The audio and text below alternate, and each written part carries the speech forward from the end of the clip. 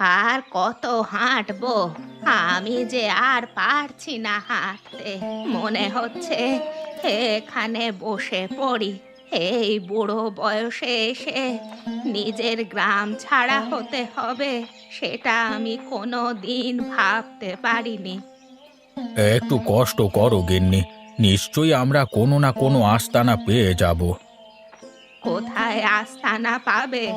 এখনকার যুগ আর সেরকম নেই। আমাদের দুঃখ দুর্দশা থাকলে লোকজন এসে সান্ত্বনা দিয়ে যাবে, কিন্তু আমাদের তাদের ঘরে রাখবে না। সে তো জানি গো, ওপরওয়ালাকে ডাকো যাতে আমরা একটা থাকবার জায়গা পেতে পারি, না হলে সারা জীবনটা আমাদের গাছতলাতে কাটাতে হবে। তোমার কি দরকার ছিল অবিনাশ বাবুর সাথে তর্ক করতে যাওয়ার? ওরা ক্ষমতাশালী ব্যক্তি, আমাদের কথা যে ওদের কাছে কোনো দিন ফলবে না, সেটা তোমার আগে বোঝার দরকার ছিল।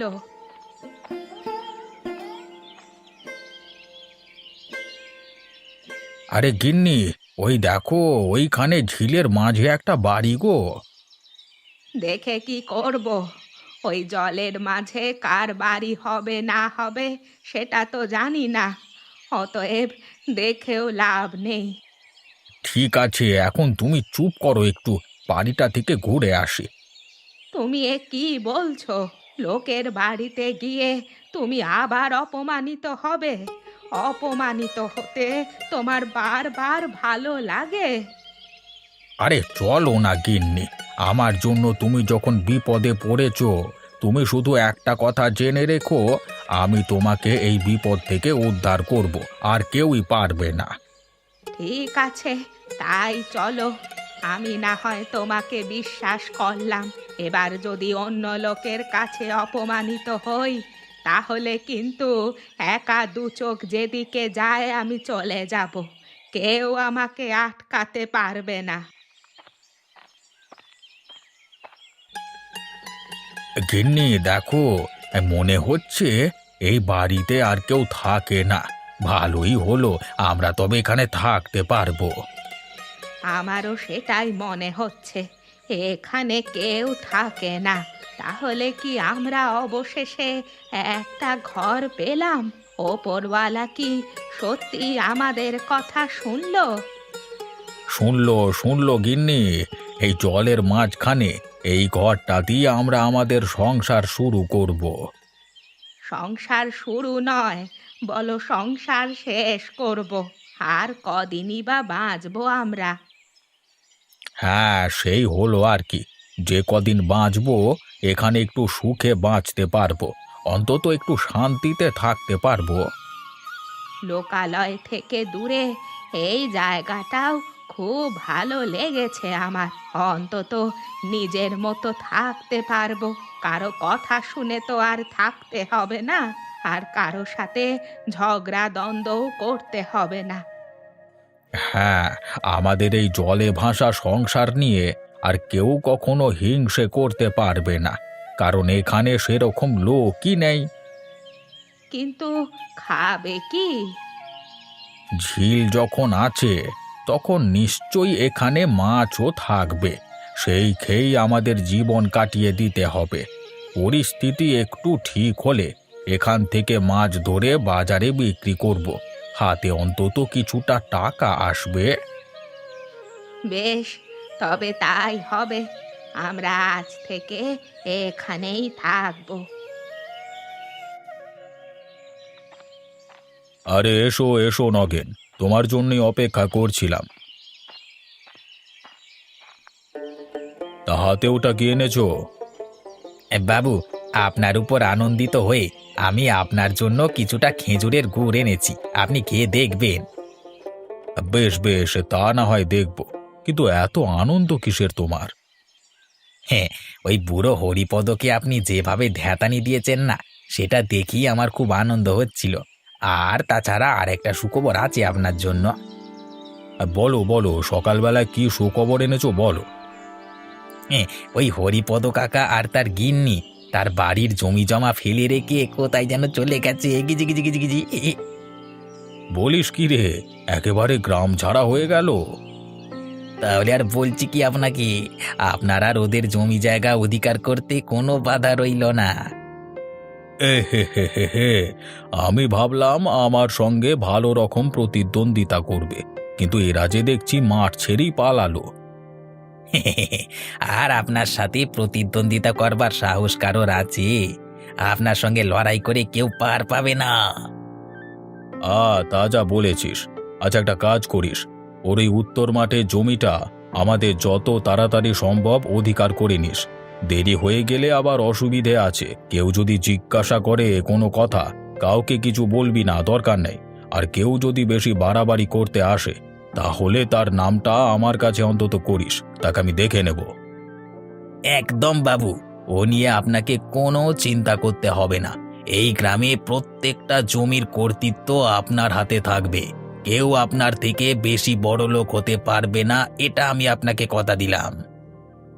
আমি তোর উপর বিশ্বাস করি। তুই যখন আমাকে কথা দিয়েছিস, নিশ্চয়ই তুই কথা রাখবি। এখন আপনি খেজুর গুড়টা খেয়ে নিন বাবু, খেয়ে বলবেন কেমন খেতে হয়েছে। আরে একজনকার কাছ থেকে এনেছি। যদি খারাপ খেজুর গুড় দেয়, তাহলে তাদের সমস্ত কাজগুলো অধিকার করে নিতে হবে। হ্যাঁ, বেশ বেশ, আমি তোকে খেয়ে জানাবো। গিন্নি, হরিপদ কাকারা আর এই অপমান সহ্য করতে পারলেন না। তারা অবশেষে এই গ্রাম ত্যাগ করলো। সে কি, গ্রাম ছেড়ে চলে গেছে তারা? আর কি বা করবে? এই বৃদ্ধ বয়সে এসেও যদি তাদের এইভাবে পেছনে লাগা হয়, তাহলে তারা কি এখানে থাকবে? কিন্তু তাদের কোনো আত্মীয় পরিজন আছে বলেও তো আমি শুনিনি। তাহলে কোথায় গিয়ে উঠবে তারা? সেটা তো আমিও বলতে পারবো না, আমাকেও তো কিছু বলে গেল না। মনে হয় ভোর হতেই এখান থেকে বেরিয়ে চলে গেছে। কি অবস্থা বলো তো! অবিনাশ বাবুর জন্য এই গ্রামে কি কেউ টিকতে পারবে না? অবিনাশবাবুর থেকেও বেশি শয়তান হচ্ছে ওই নগেন। ওই অবিনাশবাবুর মাথাটা খেয়ে খেয়ে এই পর্যায়ে এনে দাঁড় করিয়েছে। কিন্তু হরিপদ কাকার সঙ্গে কি নিয়ে ঝামেলা বেঁধেছিল?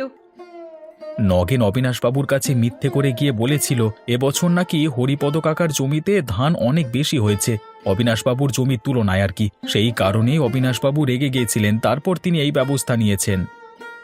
বুঝতে পেরেছি, কোনো না কোনো ভাবে হরিপদ কাকার কাছে অবিনাশবাবুকে ছোট দেখানো হয়েছে।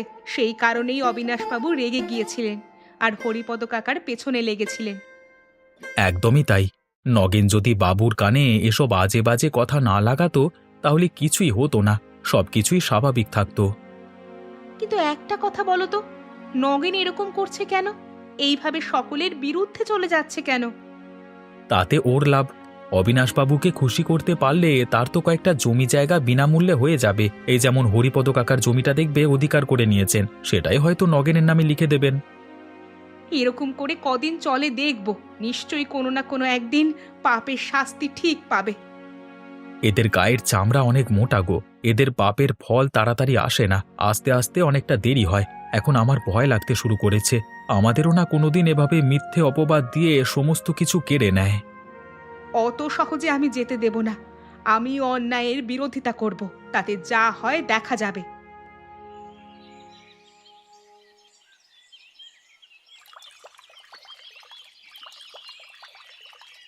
আহা, সত্যি এখানে যে এত মাছ পাবো আমি কোনোদিন ভাবতে পারিনি।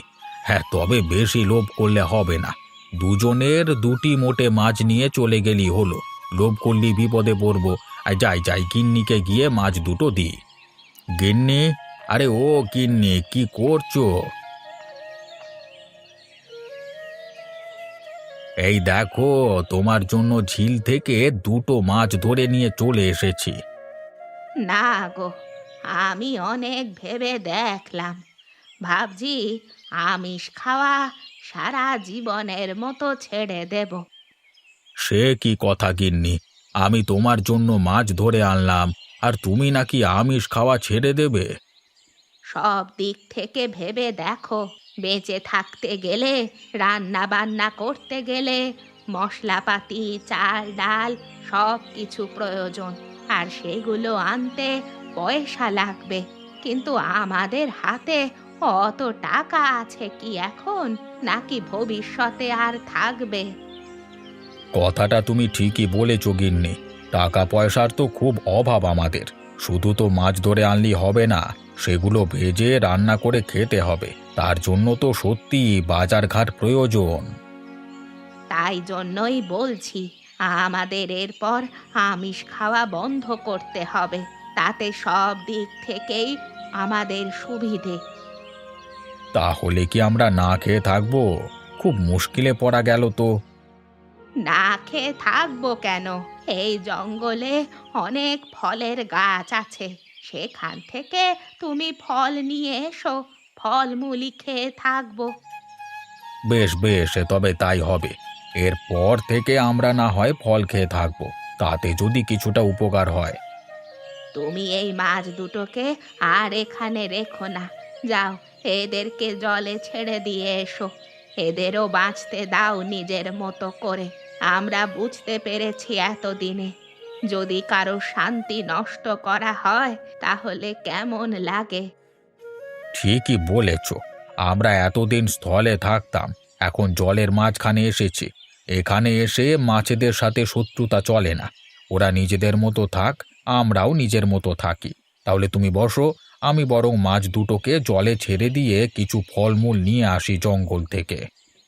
ঠিক আছে, তুমি যাও, আর তাড়াতাড়ি ফিরে আসবে।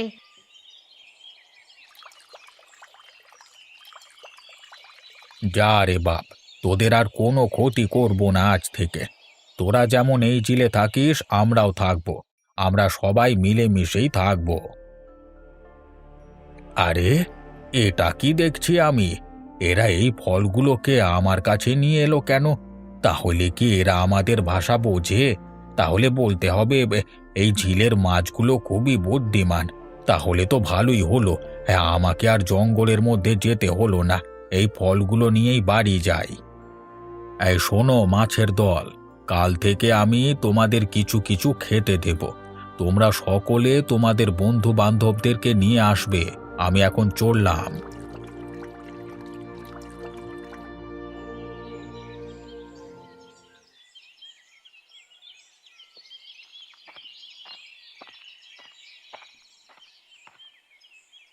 কে রতন নাকি?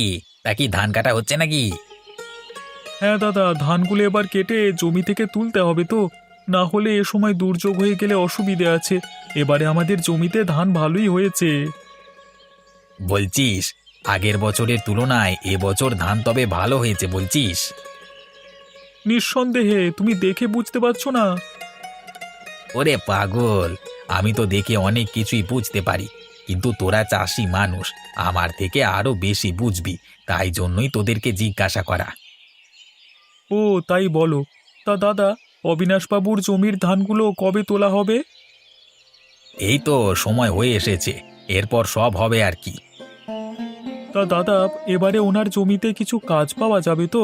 না মানে, ওনার কাছে এ সময় কাজ করলে কিছুটা টাকা হাতে আসতো আর কি, সেই দিয়েই বেশ কয়েক মাস ভালোভাবে চলে যাবে।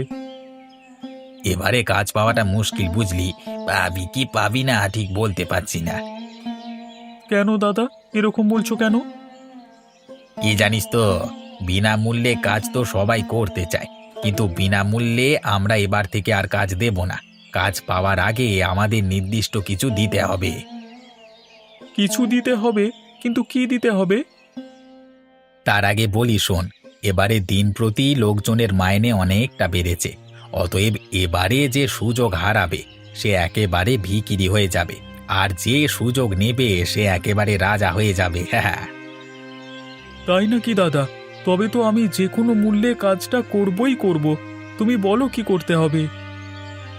বাবু ভেবেছেন এবারে যারা যারা কাজ করতে চায় তাদের কাছ থেকে 1,000-5 টাকা করে নেওয়া হবে, বুঝলি না?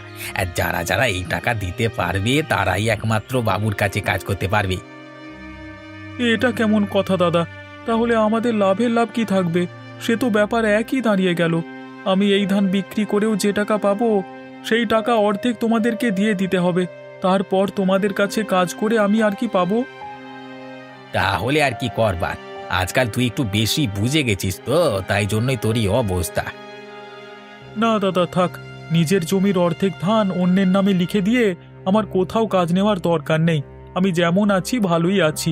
বেশি লোভ করবার কোনো প্রয়োজন নেই। সেটা তোর ব্যাপার, আমাকে জ্ঞান দিয়ে লাভ আছে? তোমাকে আমি জ্ঞান কোথায় দিলাম দাদা? আমি তো আমার ইচ্ছেটা জানালাম। তোর ইচ্ছে তোর কাছে রাখ। তোর ইচ্ছে শুনতে আমি সকালবেলা এখানে বের হইনি, যত সব।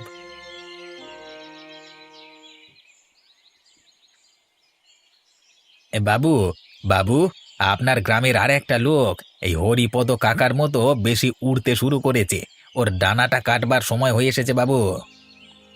কেন, কি হলো আবার? সকালবেলায় তোর মুড খারাপ কেন এত? মুড খারাপ না হয়ে আর কি উপায় আছে বাবু? আপনার নামে কেউ যদি বদনাম করে তাহলে তো আমার মাথা এমনিতেই খারাপ হয়ে থাকে, আপনি জানেন। কি, আমার নামে বদনাম করেছে? কিন্তু কে কে আমার নামে বদনাম করেছে? কেন, ওই রতন, ও বলে কি জানেন? হতভাগা কি বলেছে আমার নামে? ও বলে আমার জমিতে যা ধান হয়েছে তাতেই আমি ভালো করে থাকতে পারবো। অবিনাশবাবুর জমিতে কাজ করবার কোনো ইচ্ছে আমার নেই। ওখানে গাধার মতো খাটতে পারবো না। আপনি নাকি বেশি খাটিয়ে নিয়ে কম পয়সা দেন। ছি ছি ছি ছি। তাই নাকি? ওর এত বড় দুঃসাহস? হ্যাঁ রে, ওর জমিতে ধানগুলো কেমন হয়েছে এবারে? এ ধানগুলো বেশ ভালোই হয়েছে, তাই জন্যই তো এত বড় বড় কথা বলতে পারছি। আপনি বুঝতে পারছেন না? তাহলে এটাকেও কি এখান থেকে বের করে দিতে হবে? তাছাড়া তো আর কোনো উপায় দেখতে পাচ্ছি না বাবু। যত তাড়াতাড়ি কাজ ছাড়বেন ততই আপনার মঙ্গল। ঠিক আছে, তাহলে চল তো দেখি একবার। বেটা রতনকে এবার দেখতে হচ্ছে একবার। সকালবেলাতে শুধু শুধু ঝগড়া করে কি করবেন বাবু? তার থেকে বরং একটু বেলা করে যাব। বেশ, তাই হবে। তুই সাথে থাকলেই হবে। সেরকম হলে রতনের জমিটাও অধিকার করে নেব, তার সাথে এবারের সমস্ত ফসলগুলোকেও।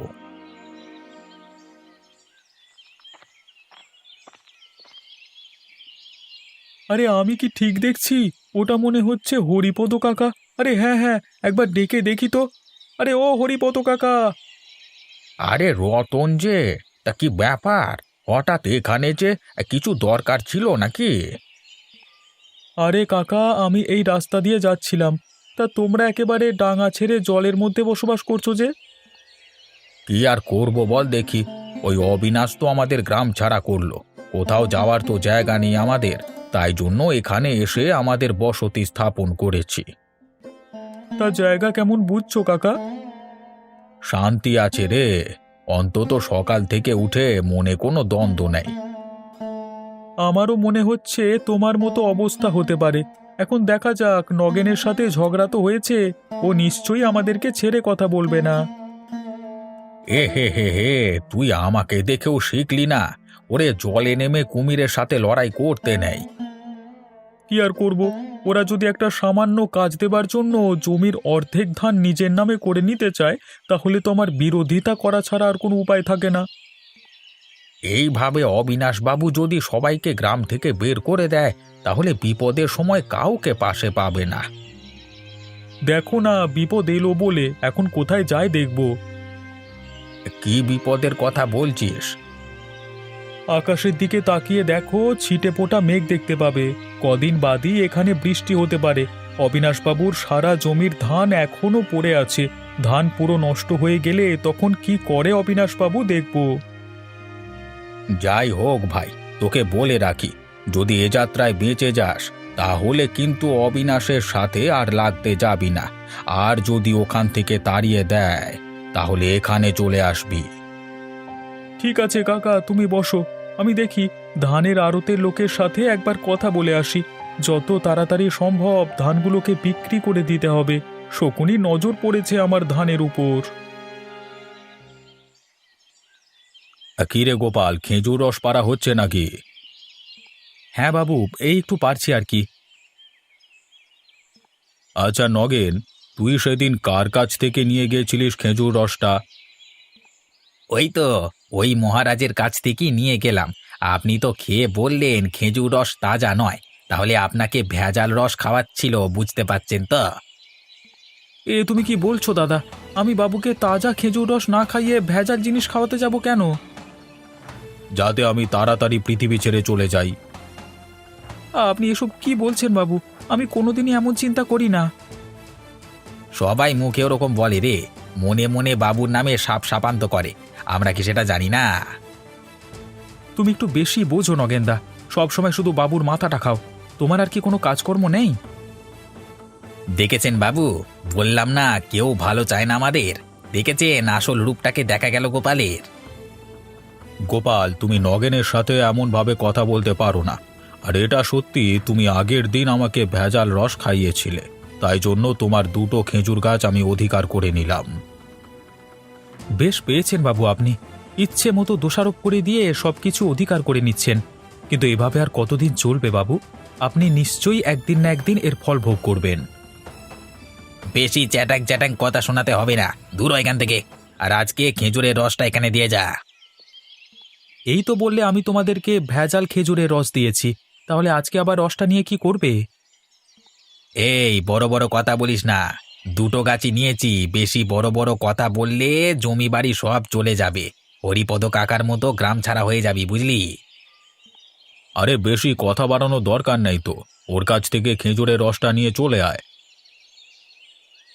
আর এই বেটা রতন আমার বিরুদ্ধে কথা বলে কোথায় কেটে পড়েছে, হ্যাঁ? একবার মুখোমুখি হোক, তারপর বেটার দেখাচ্ছি মজা।